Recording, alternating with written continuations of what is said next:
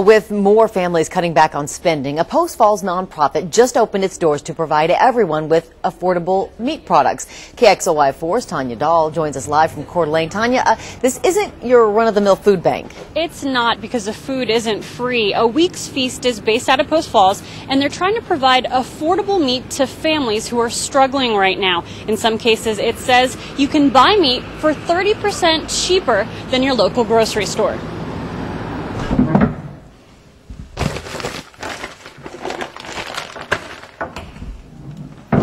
In this small Post Falls warehouse, Davis Sandel and Tanya Bennett are on a mission to help struggling families. They're doing it the unconventional way, with meat and lots of it. 14.3 pounds this month. The visionary behind a week's feast is Davis, who remembers when her husband lost his job and her family was forced to turn to a local food bank. They helped us through a really tough time for a couple months.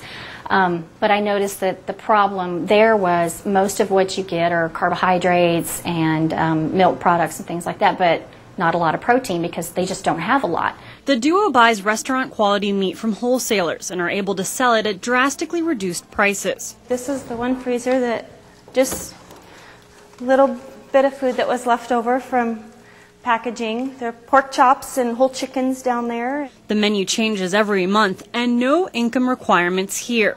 Their motto is, if you eat, you qualify. And we've heard a lot of interesting stories over the past couple months of people that have been kind of hit economically with what's going on and having to make that decision, whether it's beans and rice because they don't have any meat in the freezer.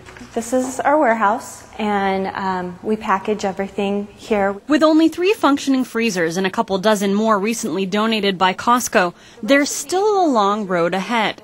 But they're determined to give back, one steak or pork chop at a time. We want to feed a family of 4 for a week. That's why we call it a week's feast.